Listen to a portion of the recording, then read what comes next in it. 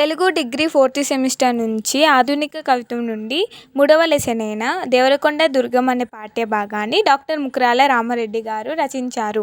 ఈయన జనవరి 1వ తేదీ 1929 సంవత్సరంలోని మహబూబ్నగర్ జిల్లాలోని కల్వకుర్తి సమీపంలోని ముకురాల గ్రామంలో జన్మించాడు. ఈయన ఎంఏ తెలుగు సాహిత్యం చదువుకున్నారు. తెలుగులోని ప్రాచీన కవుల సృజనాత్మక ప్రతిభ అనే అంశంపై పరిశోధన చేసి పీహెచ్డీ పూర్తి చేసి డాక్టరేట్ పొందారు. హైదరాబాద్లోని తెలుగు అకాడమీలో ఉపసంచాలకునిగా ఉద్యోగ బాధ్యతలు నిర్వహించాడు.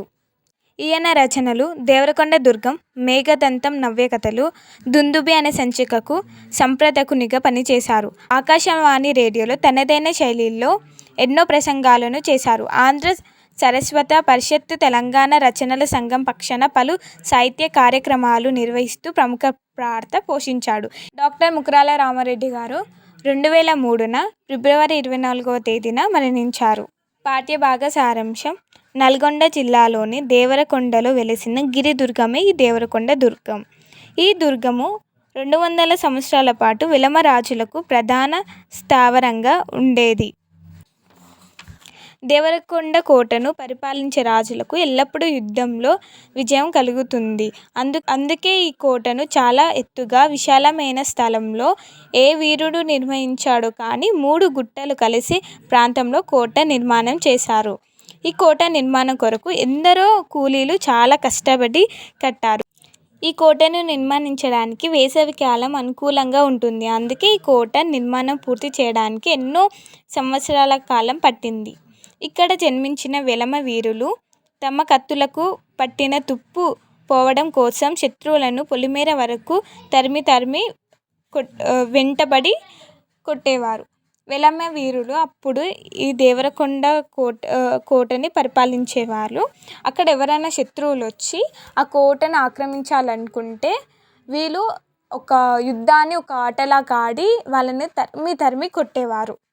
అశ్వపతులు, గజపతులు, నరపతులు అనే 3 సామ్రాజ్యాలను పరిపాలించే రాజులను ఓడించి ముగ్గురు రాజులకు భయంకరుడు అనే అర్థం వచ్చేలా మూరు రాయరంగడ అనే బిరుదును శ్రీకృష్ణ దేవరాయలు పొందిన విజయనగర సామ్రాజ్యాన్ని పరిపాలిస్తున్న శ్రీకృష్ణ దేవరాయలు కళింగ, గజపతి రాజులను ఓడించి తిరిగి వెళ్తున్న దారిలో ఈ దేవరకొండ కోటపై యుద్ధం చేశాడు. అతని చేతి ఖడ్గము ఈ కొండలో పడిపోయింది. ఇక్కడ జన్మించిన వెలమ వీరులు పులిలాంటి శౌర్య పరాక్రమాలు శత్రువులను ఎదుర్కొన్నారు.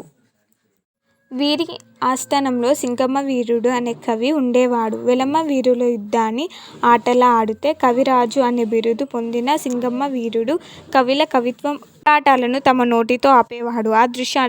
ఆ దృశ్యాలు నేడు కండ్ల ముందు కనిపిస్తున్నాయి. ఒకప్పుడు ద్వారుల వద్ద కాపు కాసే వీరులు ఇప్పుడు ఏమయ్యారు? వెలమ రాజులు నడుము దగ్గర కత్తులను ధరించేవారు.